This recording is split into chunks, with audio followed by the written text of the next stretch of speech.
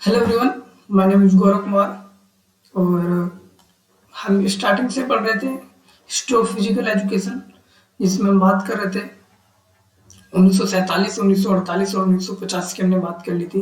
ठीक है, 1951 के अंदर एशियाई खेलों का आयोजन हुआ था। उसको हम नहीं पढ़ेंगे क्योंकि वो एशियाई खेल काफी बड़ा टॉपिक है। फिलहाल हम सभी कवर करेंगे समिति, स्कीम, ईटीसी। जो समिति बनेगी उसको देखेंगे और स्कीम बनेगी उसको देखेंगे। ठीक है, तो इसी के आधार पर चलते हुए हम 1953 के अंदर एक स्कीम आई थी, स्कीम जो थी राजकुमारी अमृत कौर कोचिंग स्कीम। और ये देखो, ये जो कोचिंग स्कीम थी भारत में नया दौर लेकर आई। और इसको भारत की सबसे बेहतरीन कोचिंग स्कीम बताया।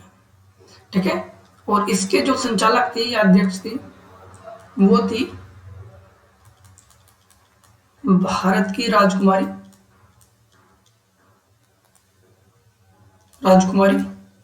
अमृत कौर।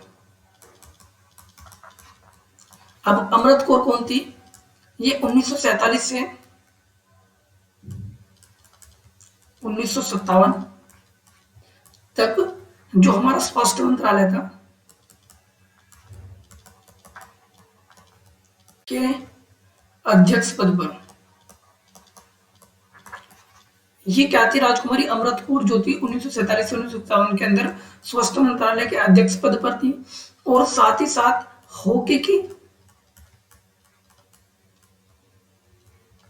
अच्छी प्लेयर थी, खिलाड़ी थी। अब देखो, जो खिलाड़ी होता है ना,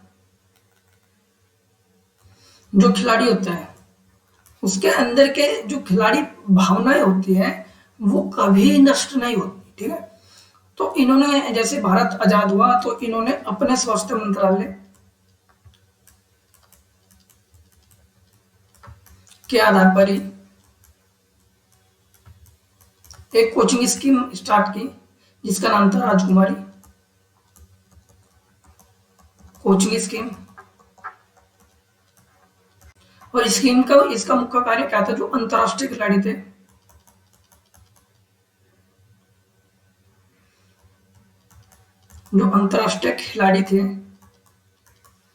उनको इन्होंने इकट्ठा किया और उनको पेमेंट दिया कुछ कि, और जो स्कूल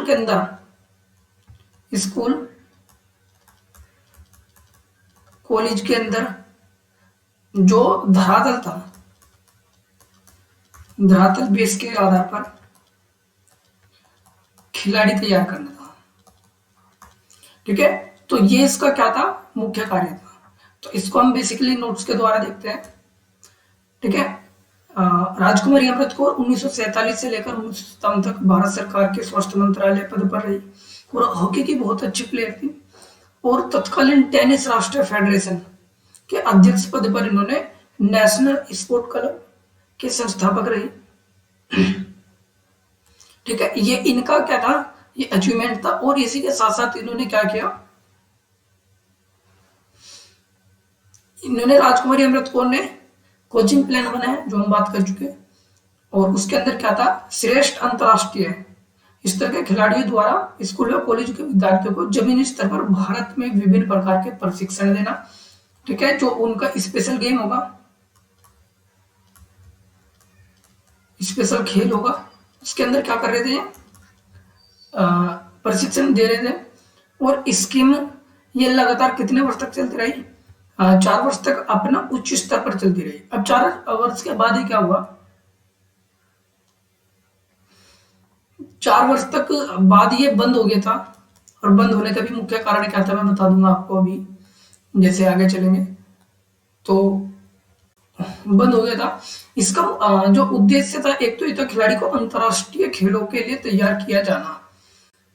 एक्चुअली हुआ क्या था? भारत के अंदर एक गेम हुए थे 1951 के अंदर, एशियाई खेल। और एशियाई खेलों में भारत का बहुत अच्छा प्रदर्शन रहा, सेकंड पोजीशन भारत की रही। और इसको लगातार जब कोई देश नया नया आजाद होता है तो अपनी विश्व के अंदर पहचान बनाता है, और भारत भी अपनी पहचान बनाने के लिए लगातार यही कार्य कर रहा था। ठीक है, अब इसके साथ साथ इसने क्या किया, जो 1956-57 तक स्कीम चलती रही, ज्यादा टाइम इसको नहीं चला गया, क्योंकि जो अच्छी चीजें होती है लगातार बंद हो जाती है। देखो, अच्छी चीजों के लिए हमेशा जो विपक्ष होता है गलत कार्य करता ही है और उसको खराब करने की कोशिश करता है। तो सेम इसी के साथ ये हुआ, 1958 के अंदर खेल मंत्रालय की स्थापना हो गई। ये भी सही था, क्योंकि 1958 के अंदर ही भारत पाकिस्तान से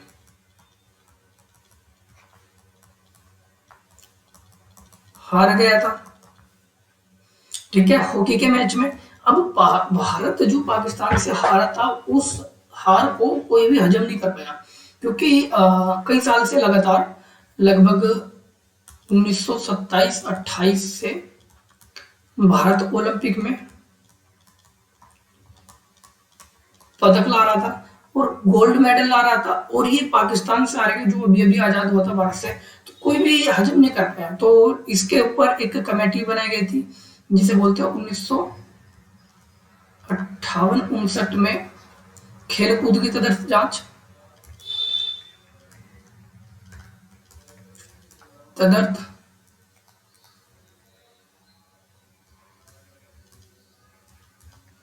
जांच समिति। तो उसके बारे में तो हम नहीं देखेंगे अभी।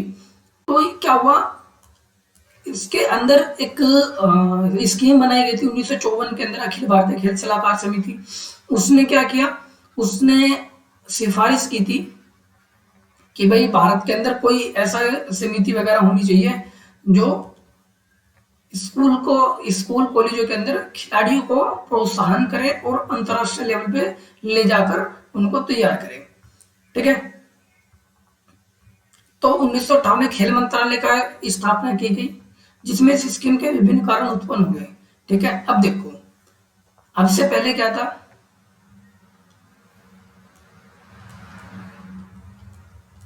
खेल के लिए फंड कौन लेता है, शिक्षा मंत्रालय, सॉरी स्वास्थ्य मंत्रालय। स्वास्थ्य मंत्रालय के द्वारा कौन सी कोचिंग चलाई गई थी, राजकुमारी। अभी क्या हुआ, खेल के लिए नया मंत्रालय बना दिया गया, जिसे बोलते हैं खेल मंत्रालय। और जब खेल के लिए स्पेशल खेल मंत्रालय बना दिया गया, तो स्वास्थ्य मंत्रालय को क्या हुआ, पैसा मिलना बंद हो गया। और जब पैसा मिलना बंद हो गया, तो राजकुमारी अमृत कौर के समिति के अंदर जो खिलाड़ी थे, जो करते प्रशिक्षण दे रहे थे, उनको क्या हुआ, पेमेंट मिलना बंद हो गया। अब जब पेमेंट नहीं मिलेगा, भाई परिवार चलाने के लिए तो पैसे की बहुत सख्त जरूरत है। अब जब पेमेंट ही मिलना बंद हो गया, तो क्या हुआ, इस स्कीम को ही बंद करा दिया गया। सबसे पहला कारण तो ये था। दूसरा, जो हमारा अखिल भारतीय खेल सलाहकार समिति थी, उसके साथ साथ लगातार भारत के अंदर नए नए बदलाव आ रहे थे, तो उसके कारण क्या हुआ, ये स्कीम को बंद करना पड़ा। और इसके जो इसे बंद किया गया, तो जो इसके शिक्षक थे, अब उन्होंने कहा कि भाई तुम खेलों के लिए बंद तो कर रहे हो, जो शिक्षक इसमें कार्य कर रहे हैं प्लस के, इसका कार्य कैसे होगा, जो ये कार्य करती वो तो बहुत अच्छा था। तो इन दोनों को कहने में मिला दिया गया 1961 के अंदर NIS पटियाला, NIS पटियाला का निर्माण कर दिया गया, और उसके अंदर इसको राजकुमारी अमृत कौर,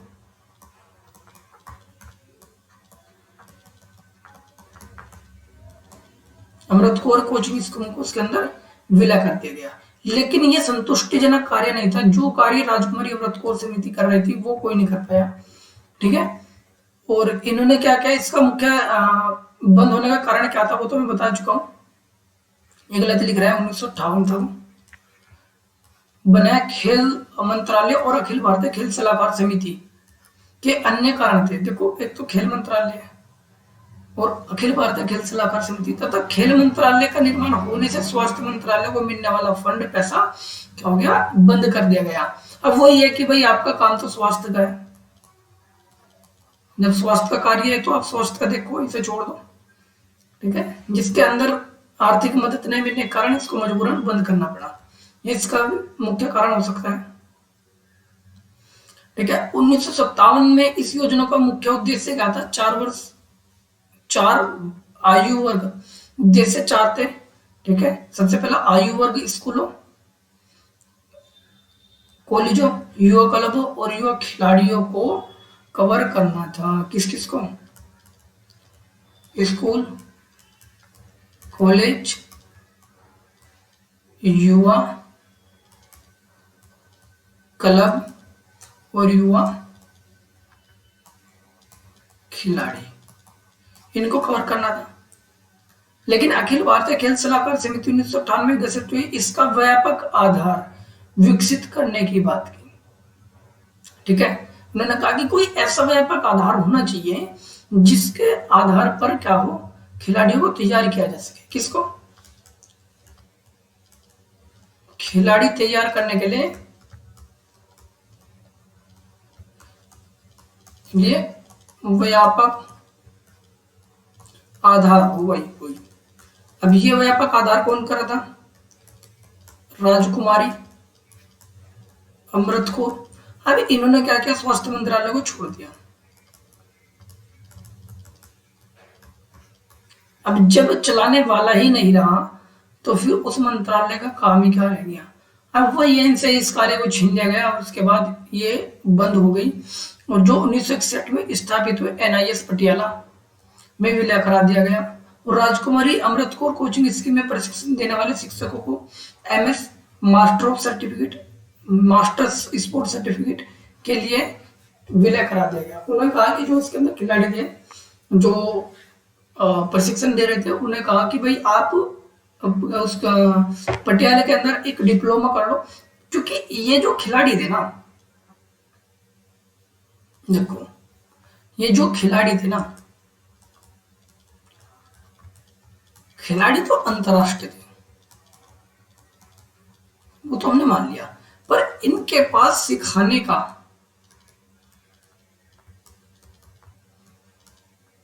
या कोई अनुभव नहीं था। ना तो इनके पास डिप्लोमा था, ना सर्टिफिकेट था और ना कोई डिग्री थी। ठीक है, अब कोई डिप्लोमा नहीं है, कोई सर्टिफिकेट नहीं है, कोई डिग्री नहीं है, तो कहा कि भाई तुम किस बेस पे सिखा रहे हो? ठीक है, अब ये अनुभव, भाई ये अपने क्रियात्मक अनुभव पे सिखा रहे, लेकिन सिखाने का या कोई डिप्लोमा डिग्री कोई अनुभव तो नहीं है ना। तो इसी वजह से इनको कहा कि इस स्कीम का मुख्य बंद होने का कारण ये भी हो सकता है, सिखा तो अच्छा रहे थे लेकिन इनके पास कोई सर्टिफिकेट वैलिड कोई था नहीं, जिस वजह से इसको बंद कर दिया गया। और जो ये सिखा रहे थे कहने लगे कि भाई हम तो सिखा रहे हैं, अब हमारा क्या होगा? तो उन्होंने कहा कि कोई नहीं होगा, तो MS एक सर्टिफिकेट होगा पटियाला के अंदर, उसको कर लो और उसको करने के बाद आप ऐसे ही टीचर बन सकते हो। ठीक है, तो आज के लिए तो इतना ही था। आज के लिए तो इतना ही था, बाकी जो है वो लगातार चलता रहेगा। और उसके बाद पढ़ेंगे 1954 के अंदर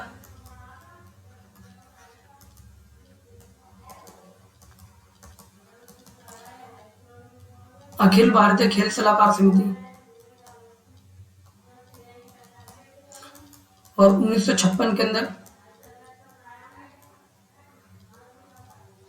नेशनल प्लान जो स्टार्ट हुआ था, और साथ में 1958 लगातार जो हमारी स्कीमें कह रहे थे उनको बेसिकली ऐसे देखते चलेंगे। तो यदि आपको वीडियो अच्छा लग रहा है तो प्लीज वीडियो को लाइक करें, चैनल सब्सक्राइब करें और ज़्यादा से ज़्यादा शेयर करें। ठीक है, थैंक यू, धन्यवाद, जय हिंद।